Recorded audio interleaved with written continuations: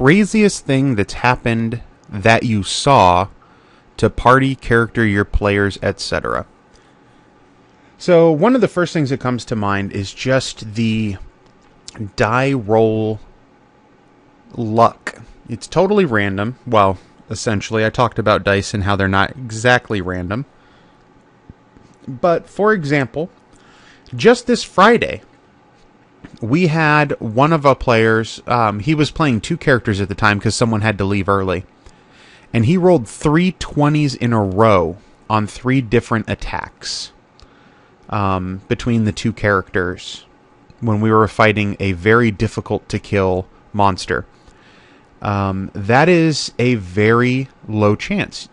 So to roll a 20 on a d20 is a 1 in 20 chance. To roll 2 20s in a row is a 1 in 20 chance times a 1 in 20 chance, which is 1/400th. And then to roll a 23 times in a row is 1/8000th of a chance in order to accomplish such a feat. Now, it's not as impressive post hoc. When you just happen to roll 3 20s in a row, that's just a weird coincidence. As opposed to if you say, I'm going to roll 3 20s in a row and then do it. Or if the DM says, yes, you can do this, but you have to roll 3 20s in a row in order to accomplish it. It's that difficult. Then it would have been super impressive. Another example would have been in one of the D&D games I play. Every other week we do a city building. I want to call it a mini game, but I mean it takes up most of the session. So I joined this game after it had already started, and what the DM had done was tell the players, you guys are going to found a city. And actually kind of like, not just a city, but a whole country and what have you. But it's mostly going to be focused on this city. Back in the city-state kind of days. And they were given the choice. They could have founded like a magic city or a economic/technological city or an imperial city where they would have the ability to found colonies. And that's what they chose. They wanted an imperial city. And I guess they were given a choice about where to found it, and they chose to found it in these islands off the coast. They're not small islands. Like, it's not a Hawaii kind of thing. It's more like a... well, I'm trying to think of a giant chain, like the Caribbean, where you've got Haiti, the Dominican Republic, Cuba, Puerto Rico, Jamaica, all them, they're much larger islands. So they founded their city there, and then since then they've, essentially they purchased colonists and then founded extra colonies on top of that. And in their main city, they get to spend their resources on these different areas. One is infrastructure, one is technically called resources, but it's things like gold and food and materials and military. And then they have to spend points, of course, building up their colonies as well. Now, every other week when we do the city building thing, the DM comes in and based on what we did last week, there's these 3 different scenarios that happen. They are happening. You don't have a choice. And so far since I've been there, they've all been bad. Every one of them has a die roll at the end. And the die roll is modified based on those 3 different areas of city resources. I keep saying resources. It's technically where you spend growth, but each of the 3 categories, for example, like I mentioned, resources has wealth, food, and materials in it. Infrastructure has government, roads, and commerce. And military has soldiers, training, and something else that I don't remember. Supplies? I don't know, like a military resources. Anyway, one of those subcategories, or sometimes the big category, modifies that die roll. And since I've been there, the die roll has always been the higher you roll, the less stuff you lose. Rather than there being like a good 50-50 chance of gaining or losing, or it being a mixed bag of, yes, a couple of them have been actually, if you roll high, you gain this and lose that, and if you roll low, then you lose this and gain that. So it's kind of a trade-off between two areas. But we were faced with one just the other week, and this was the first time that Trexler, my character, had been part of this city building session. And they had... My brain just stopped working. Oh, they had one where it was like lose a whole bunch of stuff if you rolled a natural 1. Lose a whole bunch of stuff if you rolled below the DC. The only 4 categories I should mention, there's a DC for each of the events. And if you can roll, there's only 4 possible outcomes. Above the DC, below the DC, natural 20, natural 1. So for the most part, there's only 2 outcomes, above the DC and below the DC. But 1 is usually incredibly bad for you, and 20 is good. And in this particular instance, a 1 was lose a whole bunch of stuff. Below the DC was lose a whole bunch of stuff. Above the DC was lose a bunch of stuff, but not a whole bunch of stuff. And the only possibility of gaining anything was to roll a natural 20. I've prefaced this story just enough that you know exactly what Trexler rolled. A natural 20. And so he saved the day. He has on multiple occasions now just blown the party's mind, and it works out perfectly. So that's fun. But what other things that are crazy that happened that you saw to a party, character, players, etc.? Probably second place on the list, and this will tie into the next one. I ran an adventure, and at the end of this adventure, they were fighting like a high priest or a warlord or someone. They were traveling into the guy's stronghold, and then you had to climb up this very tall shaft. And I say shaft, it's not like a small shaft. It was like a 20-foot wide circular hole in the tower. And you had to climb up all the way to the top of this tower, and it was like 150-some feet tall. And then at the top, there was a big room, and that's where the final battle took place. And in the middle of the battle, this guy's wrecking the party, and the party in turn is wrecking him back, and everybody's getting beat down, and it could go any way, except the party outnumbers the one bad guy, 5 and 6 to 1.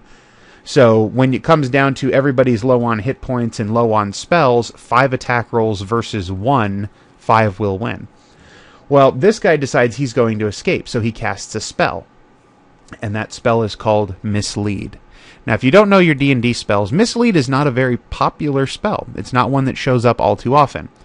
So it's a higher level spell, and what it does is when you cast it, you turn invisible. But at the exact same time, an illusory duplicate of you appears in your space. And it appears right over the top of you. So there's nothing... You don't see a guy disappear and reappear real quick. You don't see him disappear and reappear next to where he was standing. The guy just waves his arms and nothing happens, as far as you can tell. So this guy waved his arms, nothing seemed to happen, and then he ran and jumped into the pit in the middle of the room, the 150-foot shaft. So the party was under the impression that he cast like Fly or Feather Fall or something like that, and then jumped in the pit to escape. So, thinking that they were so awesome, everyone in the party but 2 people jumped in the pit after him to try and catch him, hoping, on the one hand, that they could catch him before he hit the bottom and just kill him in midair, because it was going to take more than one turn for them to fall all the way to the bottom, or, everybody was going to hit bottom, and 2 of the guys had a lot of hit points. Well, they didn't have too many hit points left, but they had various abilities to hopefully reduce the damage, and they had hoped to survive at the bottom and then carry on the fight. And then one of the guys didn't jump down the hole, and then the last guy was able to fly. So though he did jump down the hole, he wasn't going to die because he could fly. What was hilarious is they all jump in there, and there were 5 guys. The 3 that jumped in the hole that couldn't fly died from the fall damage. The one guy who could fly flew down the hole chasing after the duplicate, and then the last guy stayed upstairs because he wasn't dumb.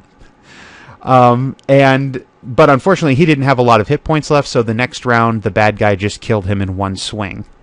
And the guy who could fly saw that the illusory duplicate disappeared at the end of the shaft, thought the guy might have turned invisible and chased after the invisible guy at the bottom of the shaft.